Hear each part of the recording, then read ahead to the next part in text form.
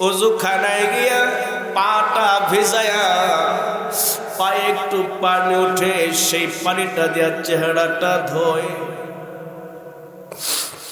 এত কষ্ট করে ওযু করে দেখলে চোখে কান্না চলে আসে। আমি আল্লাহ রাব্বুল আলামিনের কাছে বলি, দয়ার মালিক, এত সুন্দর করে অঙ্গ প্রত্যঙ্গ দিলা, কি হক আদায় করলাম গো আল্লাহ? কিয়ামতের ময়দানে এই যুবককে যদি আমার পাশে দাঁড় করায়া আল্লাহ তাআলা বলে, রুহুল আমিন সাইফি, তোমাকে দুইটা হাত সুন্দর দিয়েছি, এই যুবককে দেই নাই। এই দুইটা হাত পাইয়া দুইটা হাত কি কাজে ব্যবহার করেছ আমার কাছে জবাব দাও। আমি রুহুল আমিন সাইফি ধরা খেয়ে যাব, আল্লাহর ধরা থেকে বাঁচার মতো কোনো কাজ তো করতে পারি নাই। আবার ভাইরা বাবারা, যুবকটাই ভাবে কষ্ট করে ওযু করে মসজিদে গিয়ে নামাজ আদায় করে। আমরা নামাজ আদায় করার পরে আল্লাহ তাআলার কাছে দুইটা হাত এইভাবে জাগায়া মুনাজাত করি। কথা বলেন ঠিক কিনা? যুবকটা মসজিদে গেল, নামাজ আদায় করলো, নামাজ শেষে দুইটা হাত জাগায়া আল্লাহ তাআলার কাছে মুনাজাত করবে। সেই সুযোগ তো যুবকের নাই।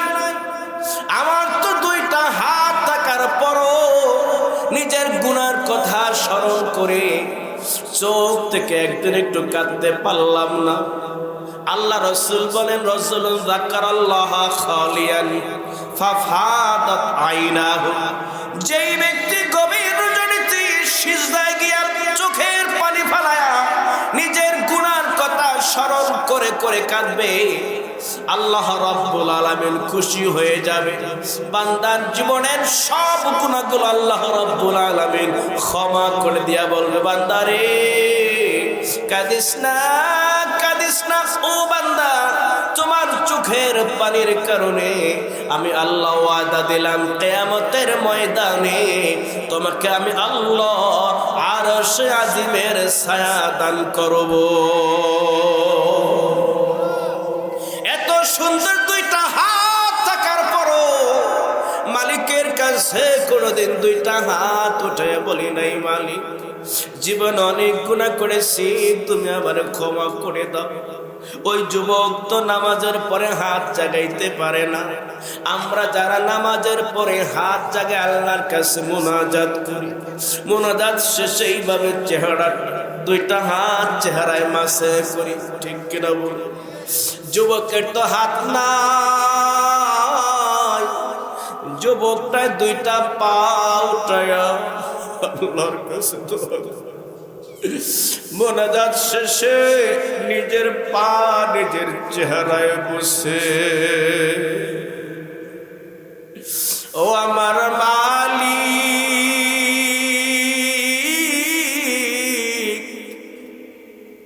কিয়ামতের ময়দানে যদি এই যুবকের সাথে আমার তুলনা করো গো আল্লাহ, আমি রুহুল আমিন সাইফি ধরা খেয়ে যাব। কত সুন্দর নিয়ামত দান করেছো আল্লাহ। আল্লাহর নবী আল্লাহর কাছে সব সময় দোয়া করতেন, আল্লাহুম্মা হাসিবনি হিসাবান ইয়াসীরা, আল্লাহ তুমি আমার হিসাব সহজ করে দিও। সাহাবায়ে কেরাম প্রশ্ন করছেন, ওগো নবীজি সহজ হিসাব কি, কেমনে হিসাব আল্লাহ নেবে?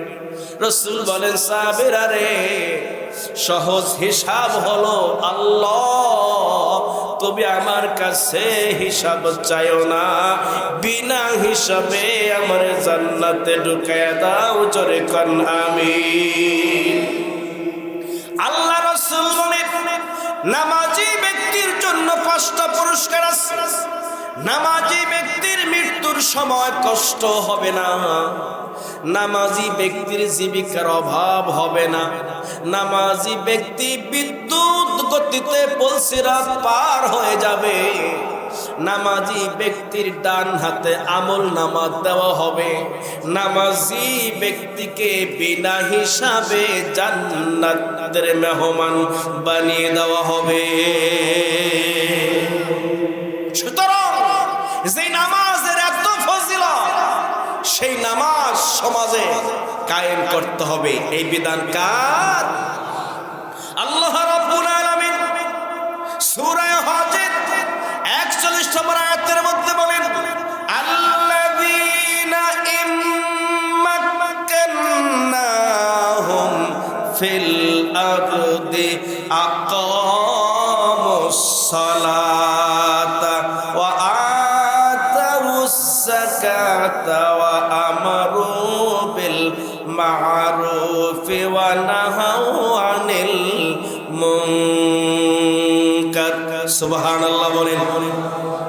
আল্লাহ তাআলা বলেন, সেই মানুষগুলো যারা আল্লাহর জমিনে আল্লাহর দ্বীন কায়েম করতে চায়, ইসলামের আইন প্রতিষ্ঠা করতে চায়, ওই মানুষগুলো নেককার বান্দারা যখন ক্ষমতার চেয়ারে যাবে, তারা নামাজ প্রতিষ্ঠা করবে আর যাকাতের বিধান প্রচলন চালু করবে সরকারিভাবে।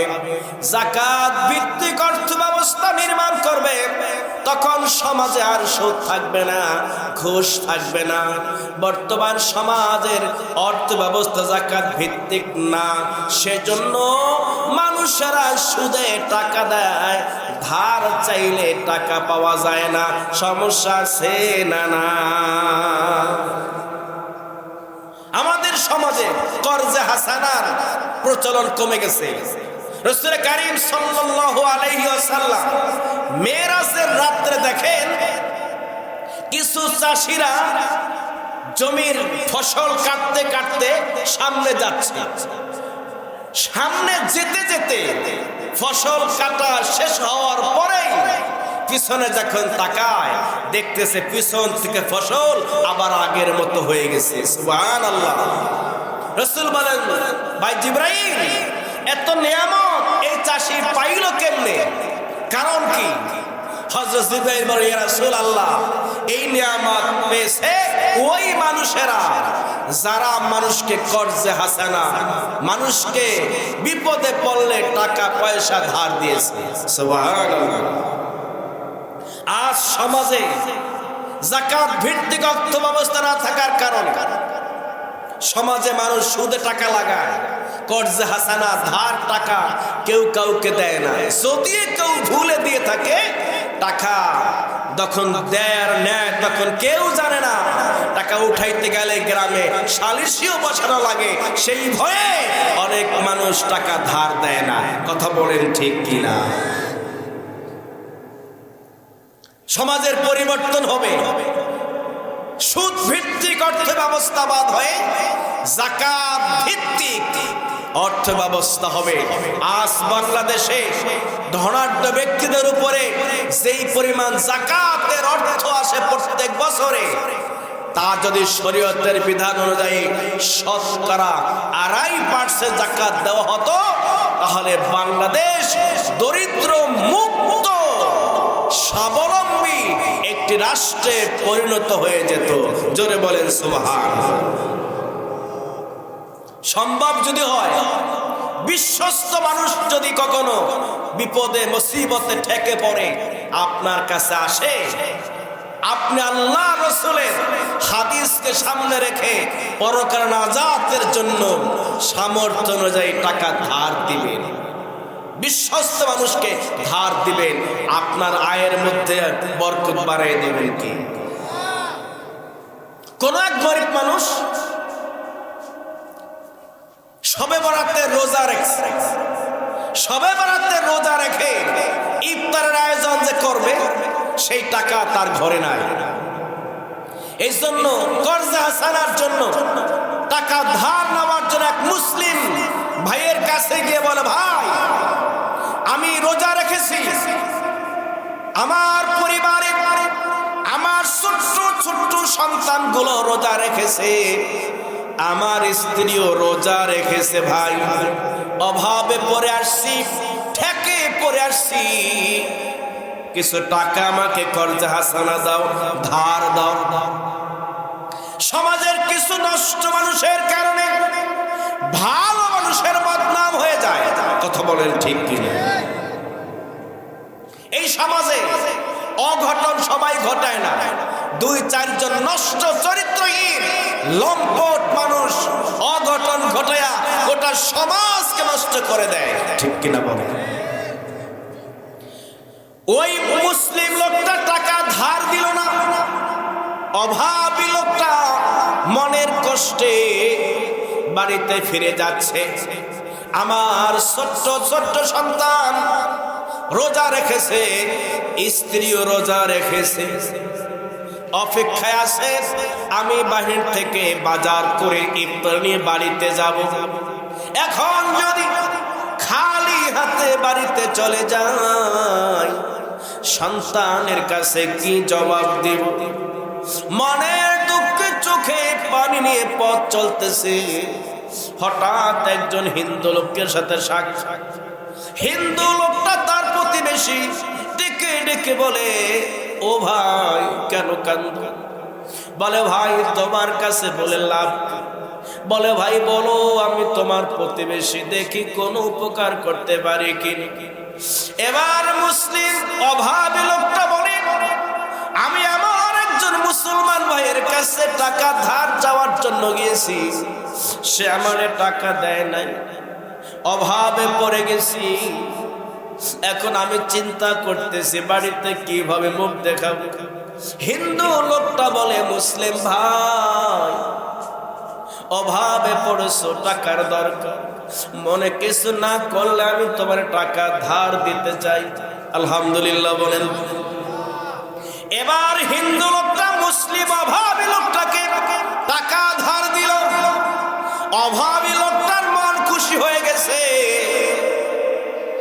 বাজার থেকে সেই টাকা দিয়ে ইফতার কিনেছে, মনের আনন্দে বাড়িতে চলে গেছে। বাড়িতে গিয়ে স্ত্রী পরিবার পরিজন ছেলে মেয়ে সবাইকে নিয়ে ইফতারির আয়োজন করেছে, মনটা খুশি হয়ে গেছে। রাতের বেলা ঘুমিয়ে আসে। যেই মুসলিম লোকটা টাকা ধার দেয় নাই, সেই লোকটা তার বাড়িতে ঘুমিয়ে আছে। হিন্দু লোকটাও তার বাড়িতে ঘুমিয়ে আছে। এবার মুসলিম লোকটা স্বপ্নে দেখে হাসরের ময়দান কায়েম হয়ে গেছে। মানুষেরা চিৎকার মারতেছে, একটু পানি দাও, একটু পানি দাও, একটু পানি দাও বলে চিৎকার মারে। হাসরের ময়দানে কোথাও কোনো ছায়া নাই, ওই তো একটা বিল্ডিং দেখা যায়। ওখানে গিয়ে একটু ছায়া নেওয়ার জন্য মুসলিম লোকটা দেখে হাসরের ময়দানে কোনো ছায়া নাই, একটা বিল্ডিং দেখা যায়, বিল্ডিং এর ছায়ায় গিয়ে দাঁড়াইছে। দারোয়ানকে ডেকে বলে, দারোয়ান ভাই এই ঘরের দরজা খুলে দাও, আমি ভিতরে ঢুকে একটু বিশ্রাম নিব। দারোয়ান বলে, এই ঘর তো তোমার জন্য আল্লাহ বানায় না। বলে, কার জন্য আল্লাহ বানাইছে? দারোয়ান ডেকে ডেকে বলে, বিপদে মুসিবতে পড়লে গরিব মানুষকে যারা টাকা পয়সা ধার দেয়, কর্জে হাসানা দেয়, আল্লাহ তাদের জন্য এই বিল্ডিং বানাইছে।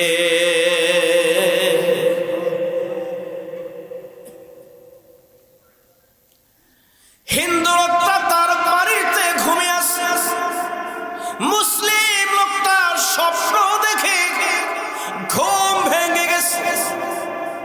এবার ঘুম থেকে সজাগ হয়ে নিজেকে অপরাধী মনে করে ওই গরিব লোকটার বাড়িতে দৌড় মারছে। নেও ভাই নেও, যত লাগে টাকা ধার না, আজকে যা চাইবা, যত চাইবা তত টাকা দেওয়া হবে।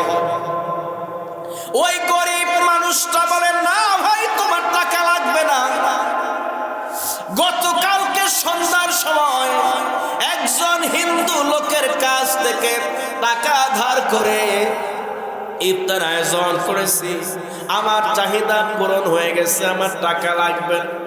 মুসলিম লোকটা বলে, ও গরিব ভাই, কোন হিন্দু থেকে টাকা আনছো ঠিকানাটা বলে দাও। এবার বলল অমুক হিন্দুর কাছ থেকে টাকা আনছি। হিন্দু লোকটার বাড়িতে গিয়ে বলে, ভাই গতকালকে সন্ধ্যার সময় ইফতারির পূর্বক্ষণে ওই গরিব বান্দাকে যত টাকা দিয়েছ সব টাকা আমার কাছ থেকে ফেরত নিয়ে যাও। হিন্দু লোকটা বলে, স্বপ্নে জান্নাতের বালাখানা দেখা এখন টাকা দিতে আসছো? সুবহানাল্লাহ। এবার মুসলিম লোকটা বলে, আমি স্বপ্নে জান্নাতের বালাখানা দেখছি, তুমি কেমনে জানলা? হিন্দু লোকটা বলে, এই তো গত রাতে আমি ঘুমিয়েছিলাম, স্বপ্নে দেখি আল্লাহর নবী আমার ঘরে আসছে, নবীজি আমার হাতে ধরে আমারে কালিমা পড়ায়া মুসলমান বানায়া দিছে। নবী আমার হাতটা ধইরা ধইরা হাসরের ময়দানে হাঁটতে হাঁটতে ওই জান্নাতের বালাখানায় নিয়ে বলছে, তুমি আমার একজন গরিব উম্মতকে টাকা ধার দিয়েছো, তার বিনিময়ে আল্লাহ তাআলা তোমার জন্য জান্নাতে বালাখানা বানায়া রাখছে। আমি তো গত রাতে রাসূলুল্লাহর হাতে হাত দিয়া স্বপ্নে যোগে কালিমা পড়ে মুসলমান হয়ে গেছি। সুবহানাল্লাহ। আমার ভাইয়েরা, বাবারা, সমাজ থেকে যদি এই সুদি লেনদেন বন্ধ করা যায় তাইলে মানুষকে টাকা ধার দিবে। কিন্তু এখন সুদি কারবার চলার কারণে কেউ কাউকে টাকা ধার দেয় না, মনে করে ধার দিলে লাভ কি, উঠাইতে সমস্যা হবে। আর সুদে টাকা লাগাইলে যিনি সুদ নেয় তার ভিতরে একটা টেনশন কাজ করে, যতদিন যায় তত টাকার পরিমাণ বাড়ে। কথা বলেন ঠিক কিনা?